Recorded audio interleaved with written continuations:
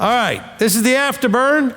This is like the thoughts, comments, questions that you might have about today's teaching. And so you're all welcome to go ahead and line up to come up. We did have a comment from the live stream people that, sometimes you don't leave them enough time for things. So I'll take one or two people here in the room first, give them a chance to say a few things, and then we'll come back to the room. Okay, but that'll give you guys on live stream a chance to start typing. All right, Sean or Steve, you want to go first? All right, let's see.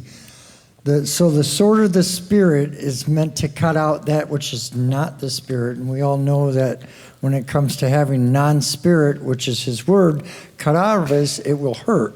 So my question maybe to myself or us is, do we avoid the sword because it hurts more to remove it or to allow it to remain? All right. This is why I like the Afterburn, because I realize I may have said something less clear than I wish I had. The sword of the Spirit is not cutting anything out of you. It's cutting through the stuff to show you what it is. It's going to separate the truth from the lie. So then you can then decide to remove, surgically get rid of some of the things that have to. So otherwise we get back into that Christianized mindset of having it done for you or to you. What the sword's going to do is cut through and show. Look, when you get a steak, you really don't know if it's the way you wanted it until you cut it open. They can tell you it's well done or rare or whatever you wanted, but you don't know. So they ask you, well, go ahead and cut it so you can actually see.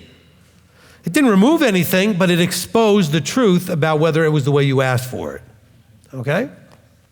And so let's not, and again, I'm not saying that Steve misunderstood me. I may not have been clear enough. Okay? The sword is not there to cut things out. It's there to expose and show you. It cuts through the nonsense, it's all the junk, and brings the reality to bear, where you have to look at it and either accept it or not. And that's going to be where you end up with the consequences of that choice.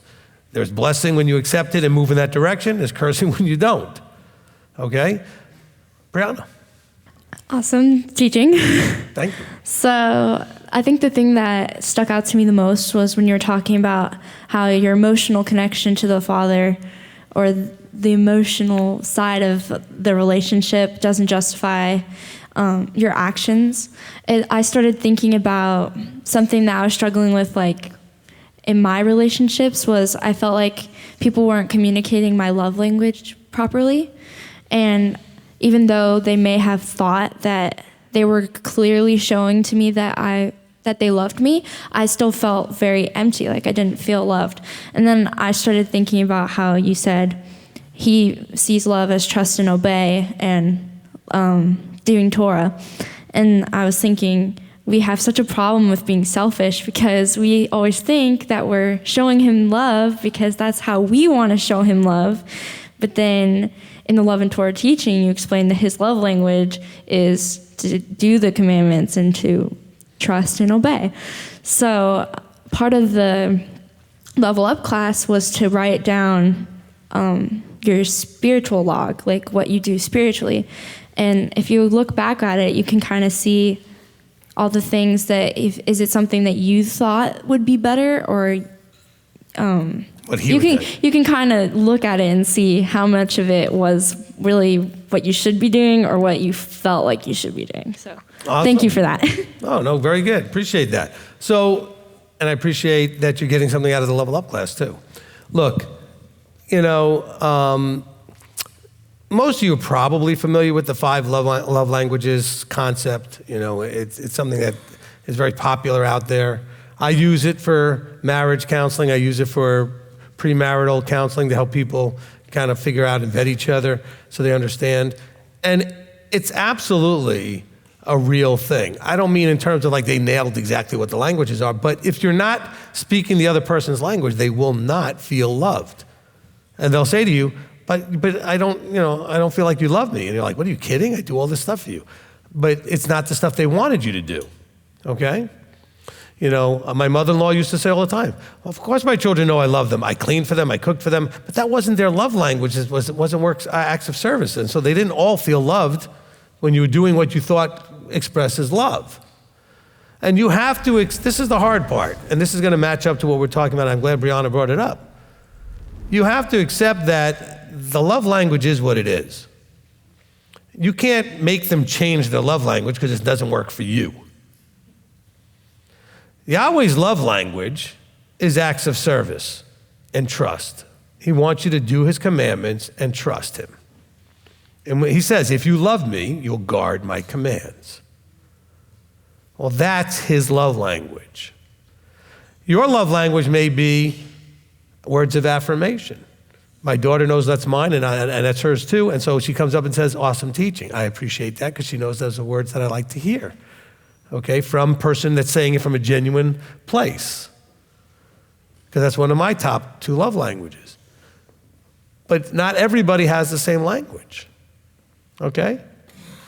You know, you need to, and this is, by the way, for all you husbands and wives, if you're struggling, you're not going to fix anything easily or well if you don't get the love language thing working. And by the way, they won't fix your problems. At least you'll know you're loved while you're still having your problems.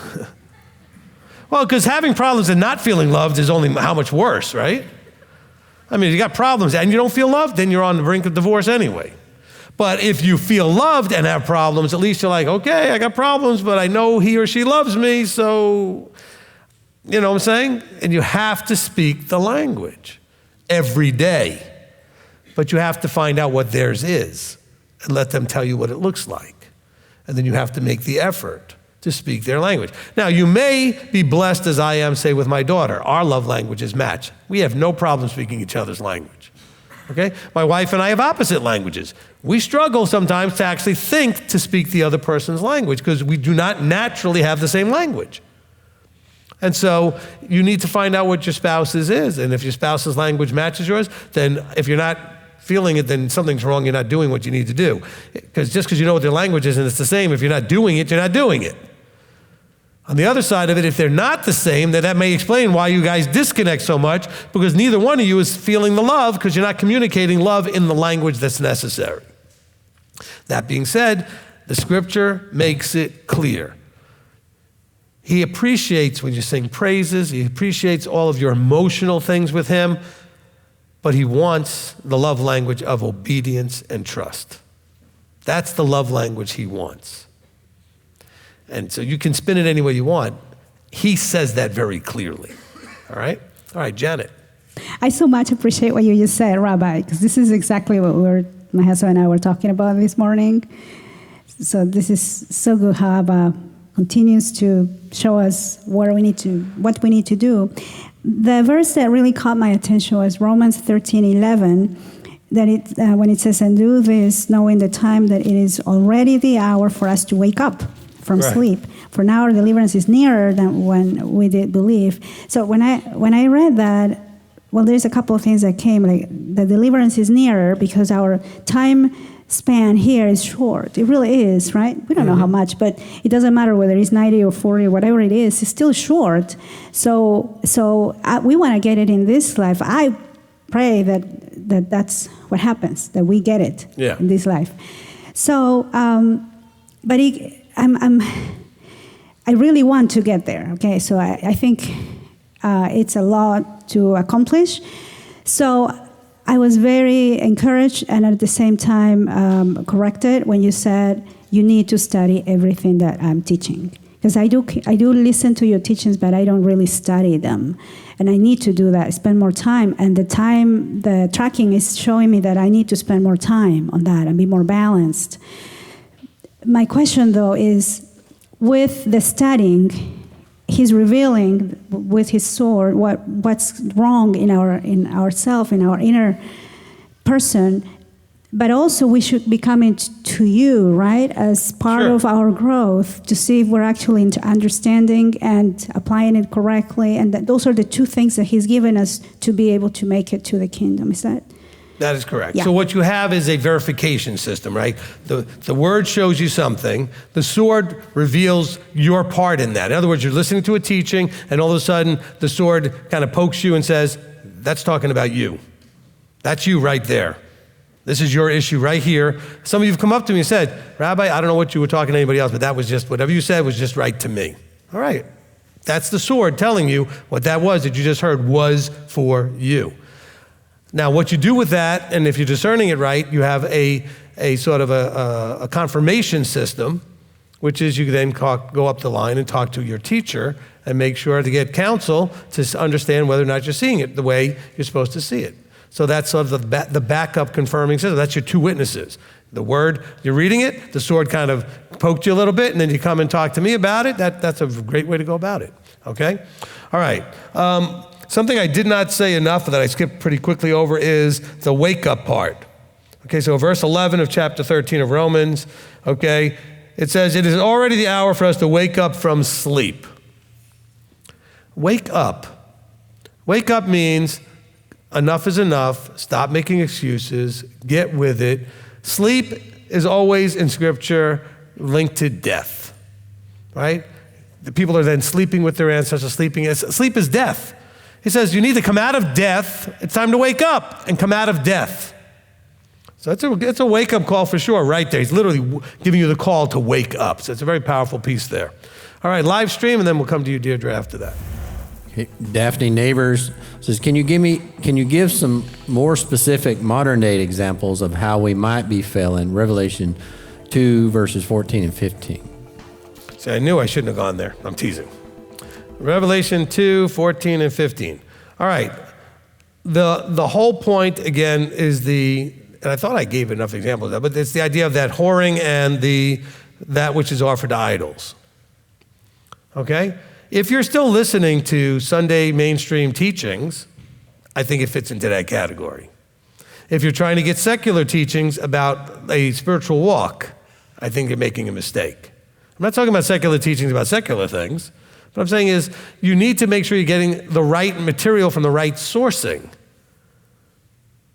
And the twisting that goes on, I would even say to be really careful of all the Messianic teachers you're listening to, whether or not you're actually getting the straight word or you're getting, a Messicostal version or a Messabaptist version or a Messicatholic version or a Messa whatever version.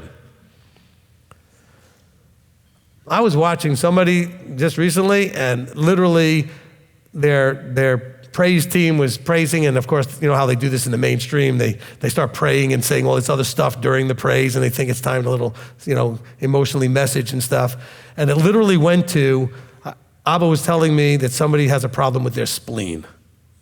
I'm like, what? You know how I always tell you guys that it's like somebody out there has so that Messianic group has gone that Christian. The next thing was left hand. Somebody has a problem with the left. I was like, I couldn't believe it. I had to bring Elder in. I said, you got to watch this. And he was like, he walked out. He couldn't believe what he heard. That's where things are going. They're heading in that very Christian direction.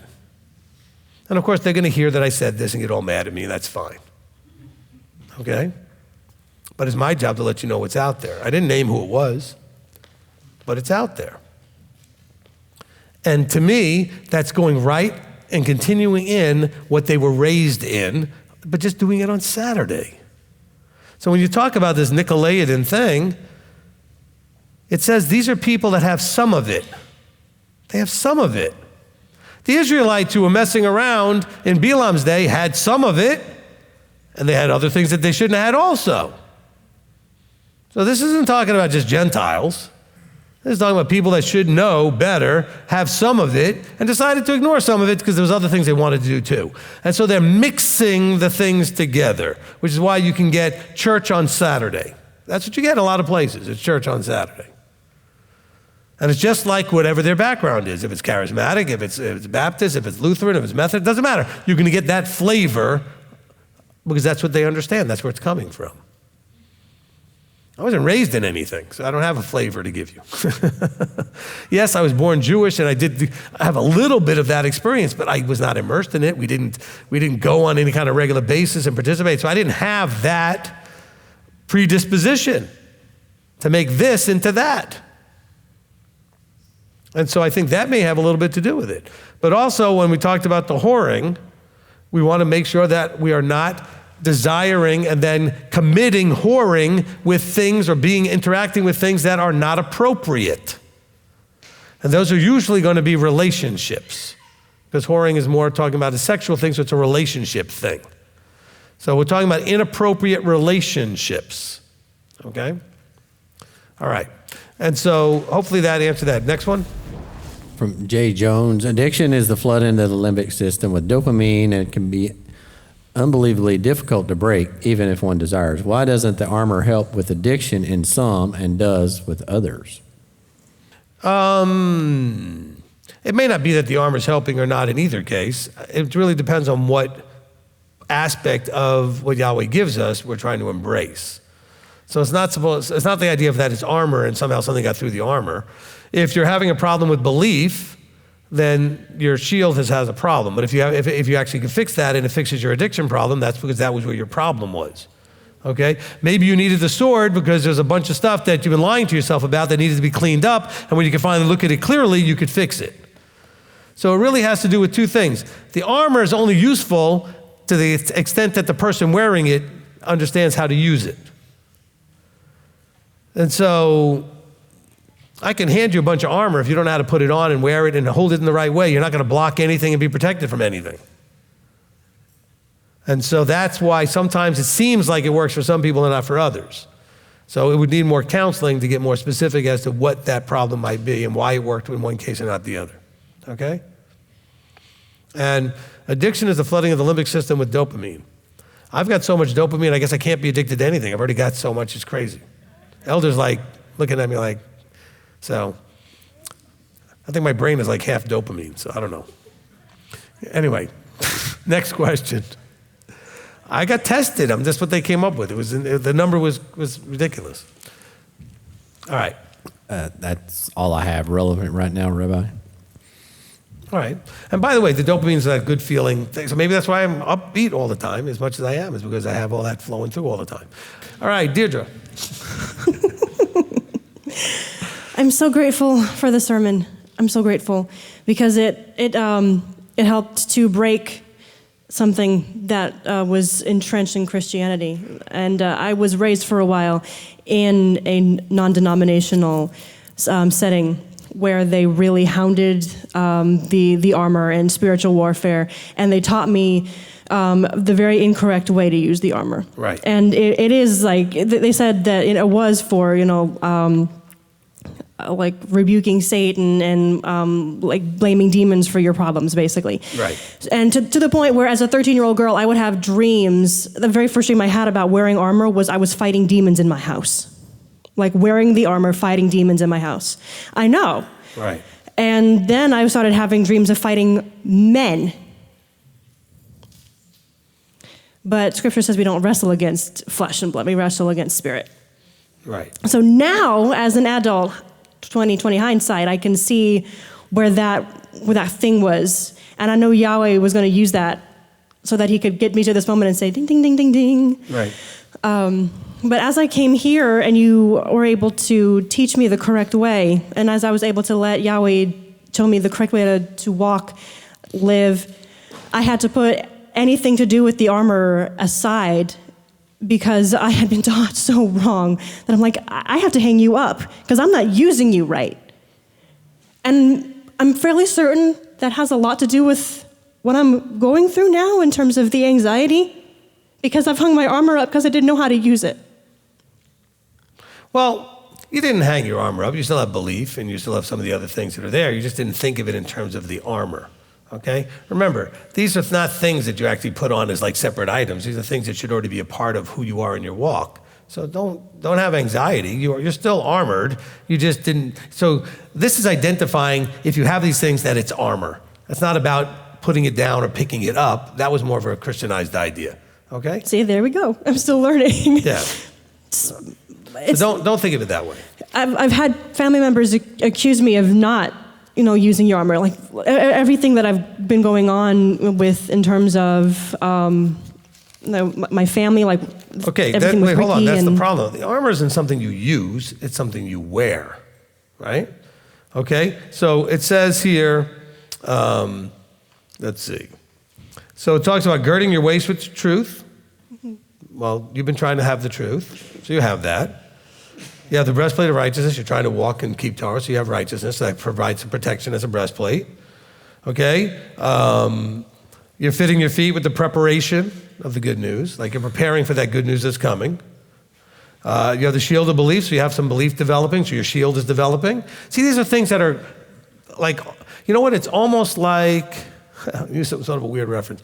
It's almost like, in the movies, especially like the superhero ones where all of a sudden armor comes on them or some sort of thing like that and it kind of slaps into place like Iron Man does, right? That's kind of what happens is you have truth, and then your waist gets girded. You have belief, and then a shield shows up. So it's not you wielding these things. It's already there? It's already there. Oh my gosh. Okay? I'm sorry, everybody. I'm like having a major revelation right now. I'm so sorry. Well, that's good. Because he says put these things on. So if you're putting on truth, okay? If you're putting on truth, your waist is girded. If you have belief, you have a shield of some sort developing. When you have righteousness, okay, then you're going to have the breastplate. These are all things that you're putting on these elements. They armor you. Okay? I'm so glad that helped you. It did. You know what? I think my spleen is healed. It's just spontaneous. It was so weird. I think Elder fell out of his chair. I wasn't able to say anything about this until we're talking about the sword, because I think the sword was where they taught me so wrong. Yeah. But Because you think of a sword as an aggressive weapon, okay? These are all protective weapons. These are all things to protect you so that you can stand. So when you're facing something, the sword cuts through to what's real and what's not real, so you're not afraid of something that's not real.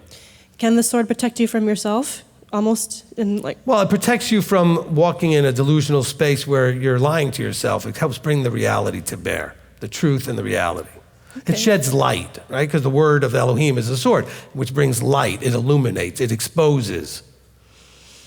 So absolutely that'll work in yourself if you're open to it.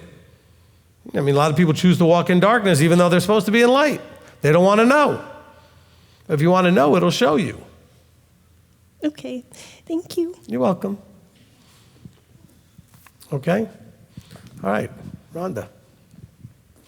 When you started the Set Apart series, I was so excited and I couldn't wait to see where this was going to go. Today, after 22, I don't even really know the words to say, but I've learned so much about Yahweh, myself, my life, where it's going, where I've been, and I can't wait for more. Is there more? This isn't it, right? I have mixed feelings about what I want to do next. There are a couple of things I can still touch on that, actually I've probably got 30 more pages of notes that I haven't even incorporated, but there's some more things I could touch on and that I think are important for set apartness. So I might just take one more part and wrap it up, and so we'll see how that goes. I'm not sure yet. So certainly I think it could end right here and be fine, but there may be some other things I want to see. So to be set apart, it's probably, no, not probably, it is the most important thing that is in my life, to be set apart, to be here. Absolutely. To be here, to come here, to leave everything, to come here, to be apart, to be set apart is the most important thing I've ever done. And that it includes giving birth to my children, because this is my life, my eternal life that I have to do, that I'm responsible for. This is all the teachings that I've ever listened to. This was the most important teaching for me. The most important.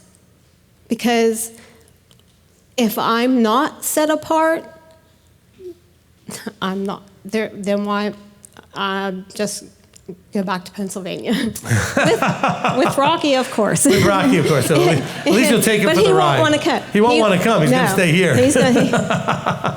It is the most important thing in my life that I have to guard.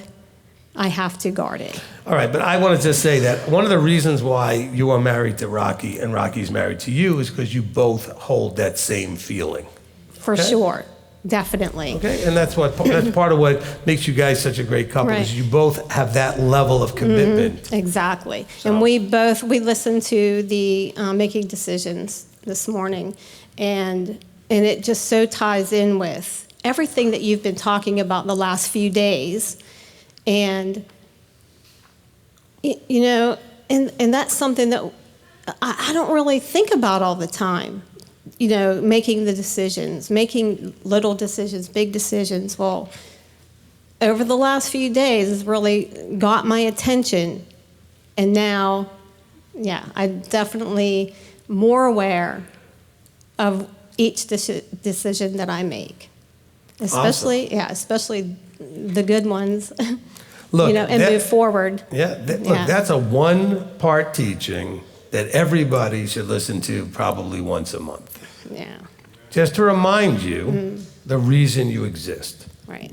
Because your whole purpose of existence is to make decisions and to have Abba to see if he can influence you, and you would submit to him about how you make decisions, and he's watching how you handle things. And that teaching is one part, it's very simple.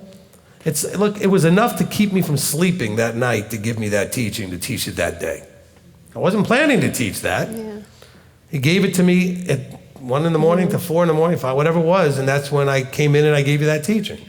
All right? So I encourage everybody, you should be listening to that regularly. And I have listened to it, you know, in the last 3 years, I don't know how many times, but every so often I listen to it.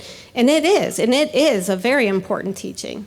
So, yeah. Well, it just keeps your mindset right about how this all works and being aware of like your decisions every day. Right. Look, you can't listen to the heart of the matter every day. It's 64 parts, but this is one part. You can listen to this anytime that you want to just throw it out there. And I recommend that you do that on at least, you know, a couple of times a year. But it's important for every aspect of your life. Yeah. So thank you very much. You're very welcome. Appreciate it. All right. How do you read that? So he has one of the small pocket scriptures, and we obviously sell them. We have them, but I can't, it's too small. So I actually had the biggest one. Of course, you're not 60 either, so that's part of the problem. Okay, so. No, I had the biggest one, and then someone came up to me, I don't remember who it was, and they said all the big ones had sold out. So I gave them the big one, and I got the smallest one. So in case they run out of any of the bigger ones, and only they have small ones, then I'll just have the small one. There you go. Yeah. With ISR, you never know. They run out of stuff, and then they don't get it for months, and just no telling how that works. But yeah, they're in South Africa, right? So. But it's not that they're in South Africa. The problem is that they haven't published out of China. And that's not even the problem either. I think the problem, look, I worked in publishing in Wall Street, okay? And to get something big published, you have to go to very specific printing companies that print large runs of things and books, and you must get on their schedule almost 6 months to a year in advance to do those kind of runs. So if you're not paying attention to your inventory enough, which I think they don't, then what happens is when they run out, they now have to wait to get on a schedule with somebody to print them. Because you have to be on deadlines for when something has to be ready and to go to press, because those machines are running all the time. And if it's not your job, it's somebody else's job. So you have to get in the line, in the schedule. I think that's more what happens. Yeah, well, when you make your translation, then we'll have. I will never let that happen. Yeah. No, and as we start to run out of anything, I order more of anything that we start to run out of, so that won't happen. But you also have to know the timing. Like as we start to run out of certain things, I know we can get them the next day almost. Other things I know may take 2 or 3 weeks, so I know I have to have enough to get me through. And so if you know it's going to take you a couple of months to get something, then you need to know when you have a couple of months left so that you order it before you run out. Or it could be a cash flow thing, because you have to lay a lot of money out to publish these things up in front, and then, so I don't know what it is. But anyway, I don't think it has to do with just the fact that it's being published in China. It would happen anywhere. Same problem. All right, go ahead. Okay, so thank you for this teaching. I wanted to say that for sure, because when you're talking about your love languages, words of affirmation, sometimes like last night I didn't want people to think on live stream or however that I was like arguing or contradicting about the plagues of Egypt and all that, because I'm just trying to understand it, and I want to keep that level of respect for you as and that love. And I had connection to Proverbs chapter 5. So verse 1, my son, listen to my wisdom, incline your ear to my understanding, so as to watch over discretion, and your lips guard knowledge. So I thought that was the first kind of thinking of the word and the sword. For the lips of a strange woman drip honey, and her mouth is smoother than oil, but but in the end she is bitter as wormwood, sharp as a two-edged sword. So that was the reference that got my attention to this chapter. Her feet go down to death. Her steps lay hold of Sheol. She does not consider the path of life. Her ways are unstable. You do not know it. So now listen to me, you children, and do not turn away from the words of my mouth. Keep your way far from her and do not come near the door of her house. And then down to... and by the way, the strange woman would match up with the Balaam thing. In other words, those that would lure you away from the truth. Okay? Yeah, I was thinking about with Pinchas, he thrust through the man and the woman in their belly, and whenever you have feelings, you always feel the butterflies in your stomach. And so here it's like, it says, then in verse 11, you shall howl in your latter end when your flesh and your body are consumed. I was thinking of the sword there, when and I shall say, how I have hated discipline, and my heart has despised reproof. And I have not heeded the voice of my teachers, and I have not inclined my ear to those who instructed me. So I was thinking of that as when the sword pierces, and you can see, it shows you what was really in your thoughts. Yep. And then the last part of, it keeps going, but in the last part of chapter 5, for the ways of man are before the eyes of Yahweh, and he considers all his paths. And that part I thought, because it says for, so it's like, therefore all of this is, because the sword, it shows Yahweh can see all. And I think that was in Ephesians or Hebrews. Mm-hmm. Hebrews was talking about how even if you're doing whatever with a woman at night and it's dark, he still sees what you do.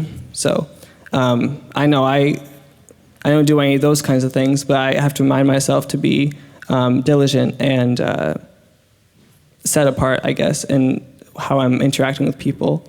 And then the other connection I had, but kind of a question, because in Psalm... While you're looking for that, by the way, in Proverbs 5, when it said, then you shall howl in your latter end, and your flesh and your body shall be consumed. It didn't say you'll go to hell and be tortured forever. It'll be consumed. Okay? And so there's so many references that show you how it really works if you just pay attention. Like Yahweh's desire that none should perish. Because perishing is what happens actually. Okay? All right, go ahead. Okay, so you were talking in Revelation 19 about the sword in verse 15, and how he'll smite the nations. Mm-hmm. In Psalm 149, it talks about the sword in a similar way, but I thought I had an interesting idea about, I guess it starts with praise Yah and goes down to verse 5. Let the lovingly committed ones exult in esteem. Let them sing aloud on their beds. Let the exaltation of El be in their mouth, and a two-edged sword in their hand. And I looked up the word for two-edged, and it means like two-mouthed. And then it says to execute vengeance on the nations, punishment on the peoples, to bind their sovereigns with chains and the nobles with iron bands. But if you think of it as two-edged or like two mouths, then what you were talking about with how it's not just correction, but it's also in Revelation 19 to be a shepherd. Right. So it's very easy, I guess, for the Jews, I'm thinking in the first century, because they hate the Gentiles. They think, oh well, in the future we'll have vengeance on them and God will punish the whole world. But there's much more. There's more to it than that, I guess. If you just read Psalm. Well, the two-edged sword, when you talk about that executing vengeance, etc., is still consistent with the idea of bringing judgments. Okay, so it's still consistent to what I said earlier, that it's not that the sword is just being swung and knocking everybody and killing everybody, but it's this, like you said, like two-mouthed, right? The judgments are coming. Okay, so it's executing judgment. Because whenever Israel did whatever they did, like when they cleared out the land, etc., these were bringing forth his judgments. Yahweh said, you are the instrument to bring forth my judgments. Okay? All right, Melissa. Shabbat Shalom. I'm new to this, so I was thinking about the Ephesians 6, and then I went to Psalms 91, and it says, "He who dwells in the secret place of the Most High, who abides under the shadow of the Almighty, he is saying of Yahweh, my refuge and my stronghold, my Elohim whom I trust, for he delivers you from the snare of a trapper, from the destructive pestilence. He covers you with his feathers, and under his wings you take refuge. His truth is a shield and armor." And so I started thinking about Ephesians and how we walk in truth, then we can dwell under the shadow of the Most High and under his wings. And then I went to Psalms 92. It said, "It is good to give thanks to Yahweh and to sing praises to your name, O Most High, to declare your loving commitment in the morning and your trustworthiness each night." And trusting Yahweh is not something I've ever been able to do because when I was 6, I learned that Jesus was the Son of God and he died on the cross, and I believed that, and that was all good and well. But then when I got in the charismatic church, they said, "Oh, God is a father and a husband." I said, "Oh, well, then I don't need him." And I told him, "You just stay up there, and when I need you, I'll call on you." Or I tried to put him in a box because I didn't need him. I didn't trust him. I associated him being cruel. And then I learned about the Holocaust and the Jews, and so I couldn't understand for years how they could be his people and he could let Hitler do such a thing to his people. And so then, I just had a hard time trusting because I've been married several times and because of my father's. And so all these years, I really thought he was cruel. And the God that I did know was cruel because he was a liar, he was fake, and, he's a false prophet and Antichrist. So I learned that. So 14 months ago, I came here, and then I started listening and learning, and so then I went to Matthew 23. I remembered that he told him, he said, "Truly I say to you, all this shall come upon the generation. Jerusalem, Jerusalem, killing the prophets and stoning those who are sent to her. How often I wish to gather your children together the way a hen gathers her chickens under her wings, but you would not. See, your house is left to lay waste." And so I thought, this is after they stoned Stephen, if I remember right. And I was taught this is when he gave the Jews up. I need clarification on that. And so then I started thinking, putting it all together. And then he gave the Gentiles a chance, and I'm so grateful. But I know there's a lot of women that think that he's cruel and can't really love him and trust him. So there was this lady in the church, she would always say, "Oh, I'm so in love with Jesus," and everybody'd say she was phony. But I always remembered her saying, "I'm so in love with Jesus." So like in 2010, I would run from him, but I wanted him, and I would go where the word was taught, and I loved hearing the word, but it was fake, and I always felt fake. And in the charismatic churches, all the people would get slain in the spirit, but I would be standing, and I would never go down until Benny Hinn pushed me, and he broke my tailbone, and so then I really didn't want to go down after that. And so, but he was a little shy guy, but his hair never moved no matter what he did. And I was thinking he would lay on the floor. I wonder what his secret is to his hair not moving. But so anyway, he broke my tailbone and really pissed me off. So, and then I felt like a freak, because I never went down. But then when I married my husband, he'd say, "You start in John, you read the birthing chapter. That's the birthing chapter that tells you who Jesus is, and it tells who God is, and it's the love chapter." And so he said, and then you got to read it all the way through, over and over and over, starting John and go to Revelations and Genesis. And so then I started reading it over and over and over, and I saw why he gave up the Jews. Then I understood, he gave them every chance there was over and over. And so then I learned to keep the Sabbath, but not real well because I really didn't know how, like he said today. And so I'm so thankful, because then my husband died. It'd be 17 months, the 25th.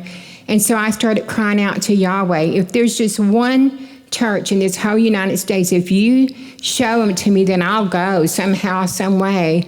And it was a long, hard journey to get here, but I'm here. And so I'm thankful. And I just want to say to other women and to men, And the church would always say, "Well, your husband's Catholic, who's from Mexico, and you're not, you're unequally yoked." Well, no, I wasn't, because I had a fake Jesus, and all that fake Babylonian doctrine of devils was Catholic. So we were all Catholics, 50 Hail Marys and all that crap. And so really I wasn't unequal. This morning I told Yahweh, I said, I'm really sorry I thought you were cruel, because I didn't trust him. And then I started reading that every morning. They talk about his love and commitment. And in the evening they say he's trustworthy. Well, that's been, and sometimes I think, maybe I still think he's cruel because of being martyred, and Jesus was beaten. I said, well, I should be like Yeshua, because as much as I've been beaten all my life, I should be just like him, But so it's been a journey for me, and I'm still working it out, and I still have anointed and appointed that can help me, and I'm grateful to learn and listen to the teachings. So for all the women who can't trust him, he's the Father, he's Yeshua, he's not God, and he's not Jesus, he's Yeshua, and there's a difference, when I listen to Beware of False Prophet, I totally understood, and it clicked, And then I asked my husband why in Revelations there's only 12 tribes of Israel. And he said, because we'll know when we get there which tribe. But when Rabbi, he said, you have to forsake the world and become covenant, and you become an Israelite. And doesn't matter where you came from, what religion or whatever, then it all clicked for me. And I was like, oh, okay, so now I got it. And awesome. So I'm just grateful, and thank you so much for, I'm a handful, but, if you put up with other people, you can put up with me too. So, I'm just giving you a fair warning, Thank you so much.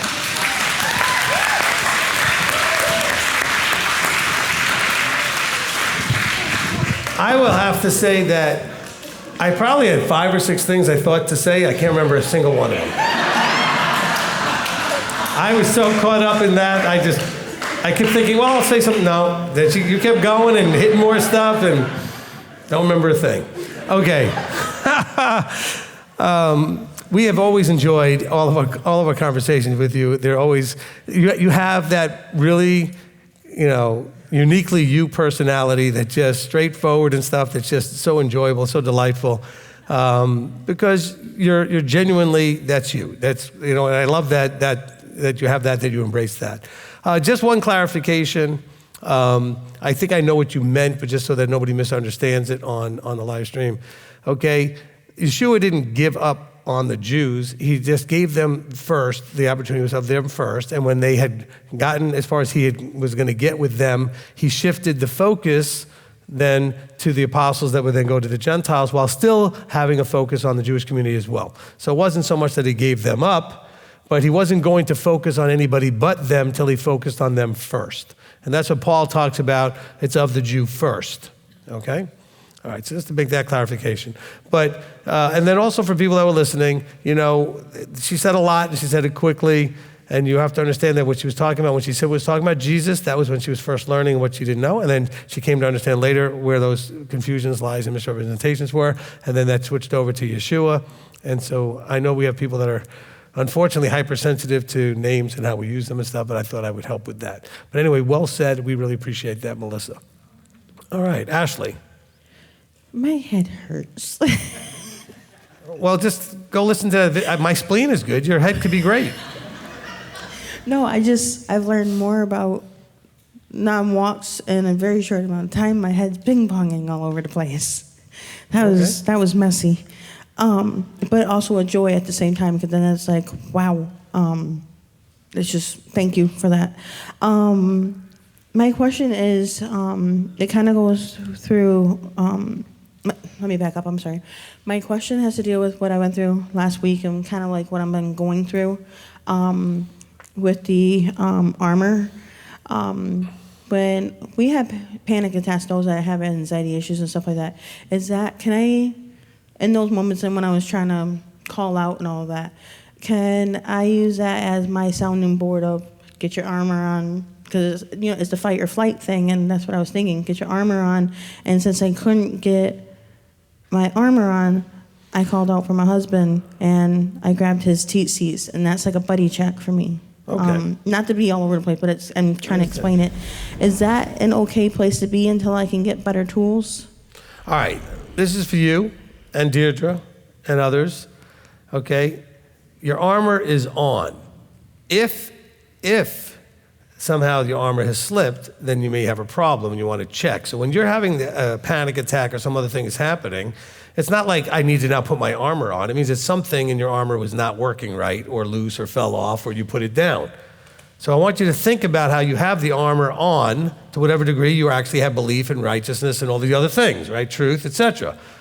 But now when you have situation happen that you really get stirred to the point you realize, oh, I may not have a shield right now, and that's the problem. Or maybe my righteousness is weak, or maybe my truth situation, and I'm not girded right, or something is messed up with the swords.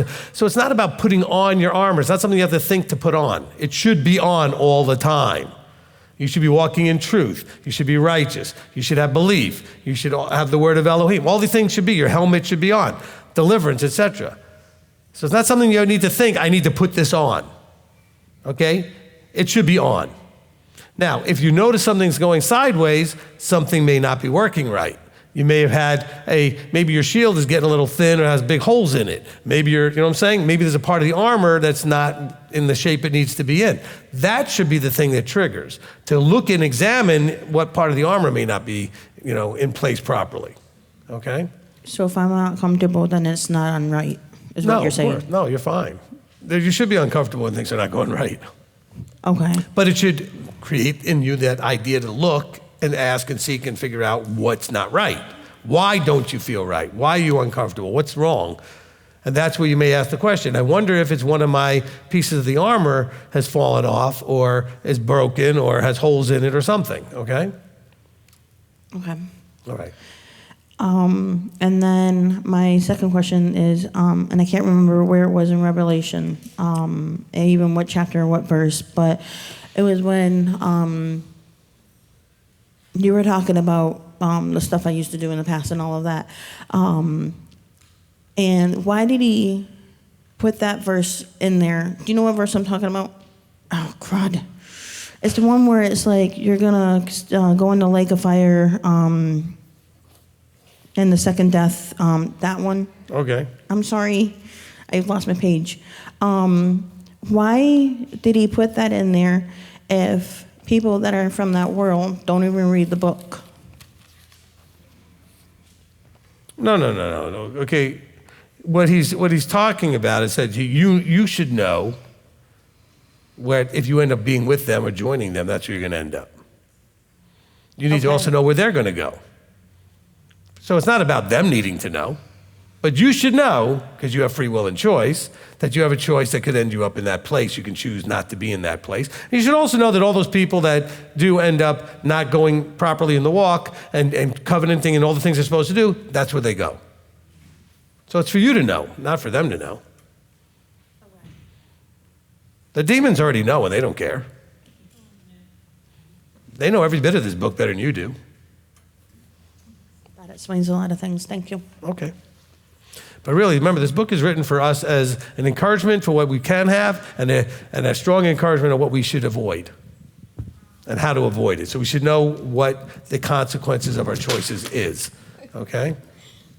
Thank you for this. That level up class just matches in with this so much.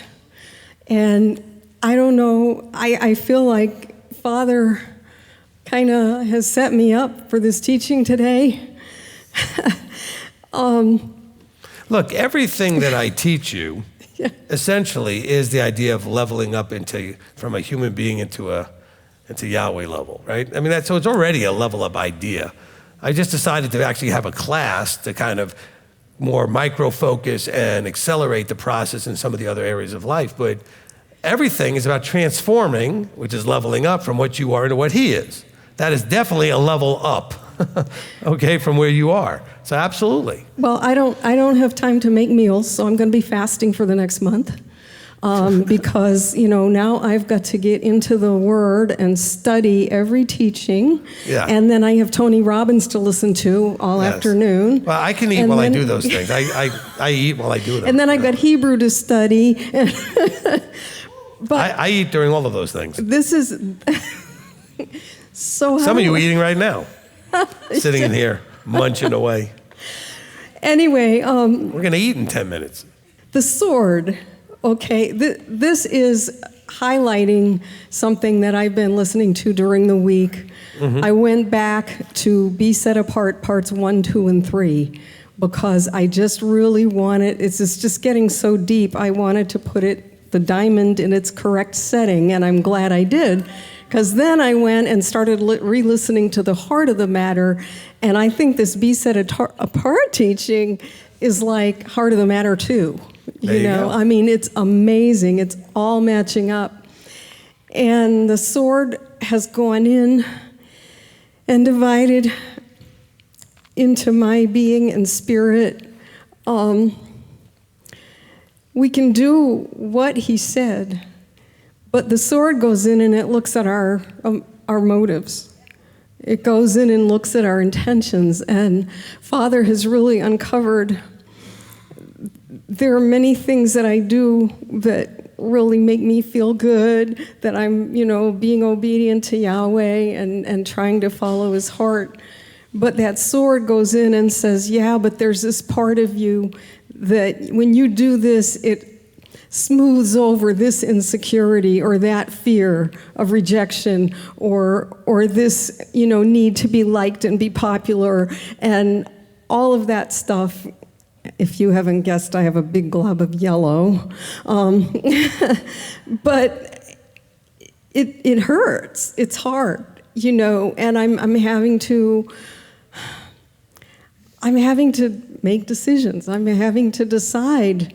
And as I'm pushing forward in the spiritual area, it's like I was set up today. I know I'm rambling, but I really was set up because I was looking through my study notes from past years, and out slid a thick stapled set of sheets that happened to be, you had handed out the Israelite citizenship test about 4 or 5 years ago.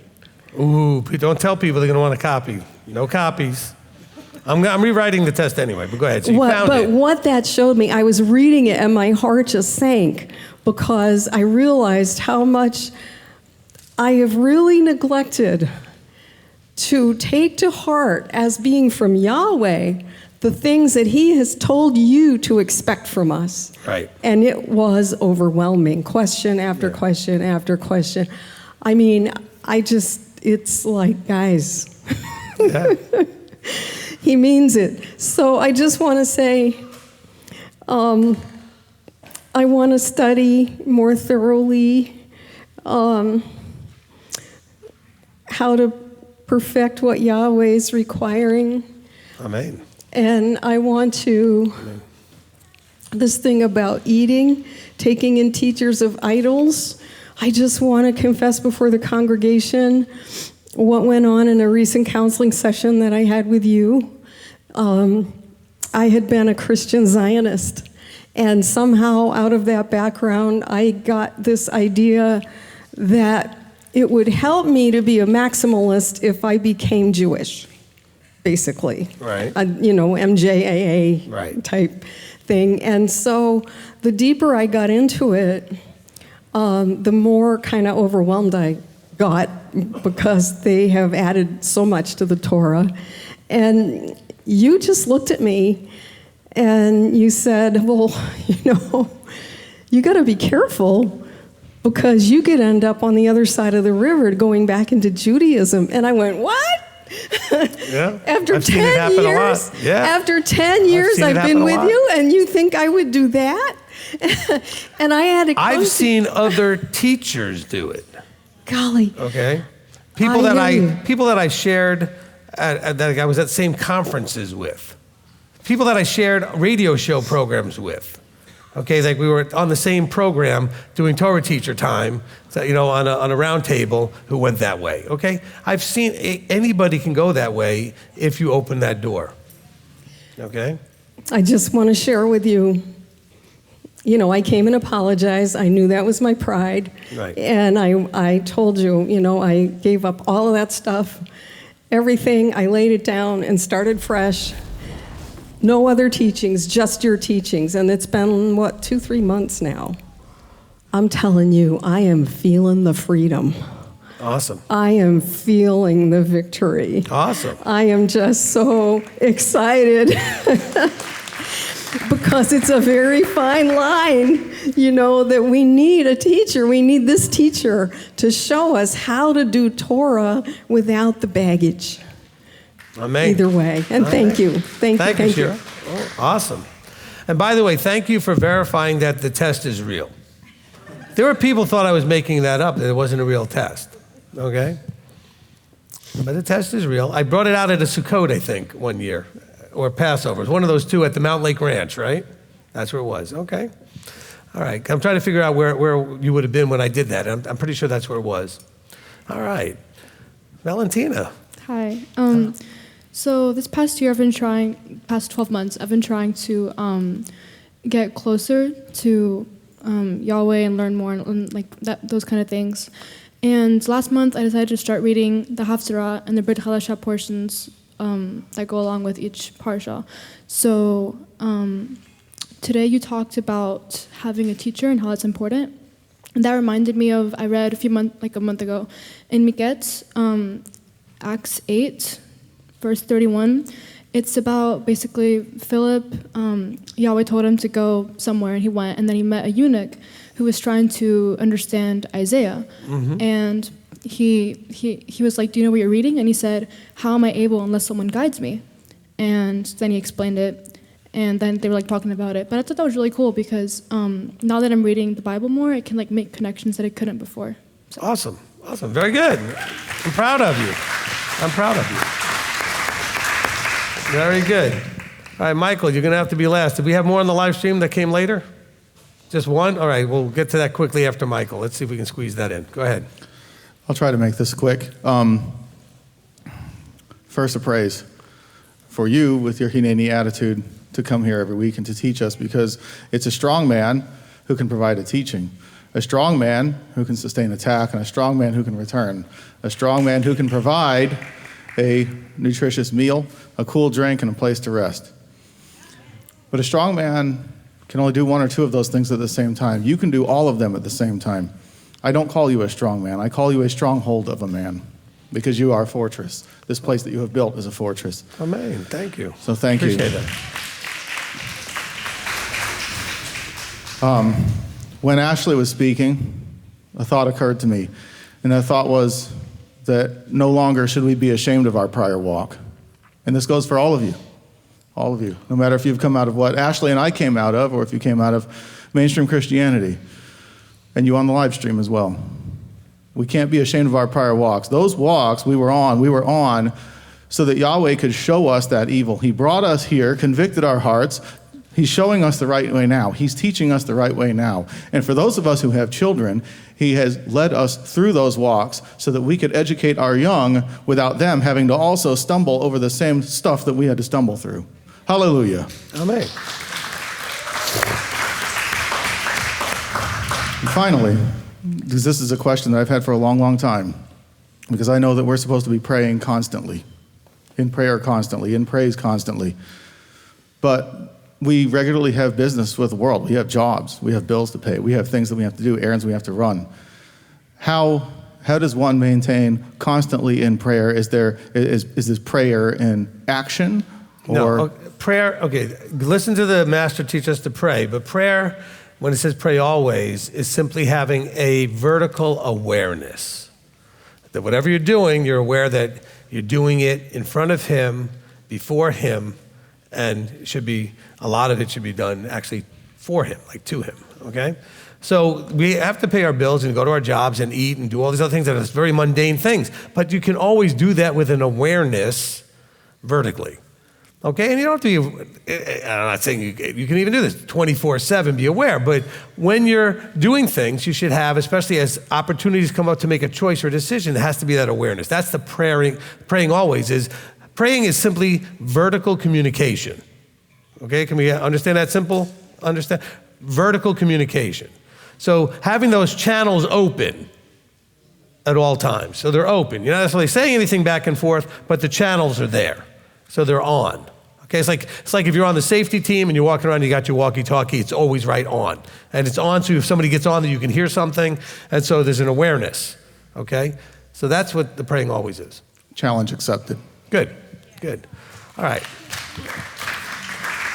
Okay, before I go to the last one on the live stream, so real quick, I want you to understand, and we talk about this anointed thing, and it really hit me when Michael was listing some of the things that I do. I said, I wanted to just let you know, do you have any idea, because you probably don't unless you've ever tried to, what it takes to write a teaching every week for a year plus extra ones on holy days? What it takes to be prepared for a Torah study every week? What it takes to prepare to do a Hebrew class, to do zone meetings, to do counseling. I just take it for granted that I can do it and I do it, but it sounded like more impressive to me when he was kind of pointing some of those things out.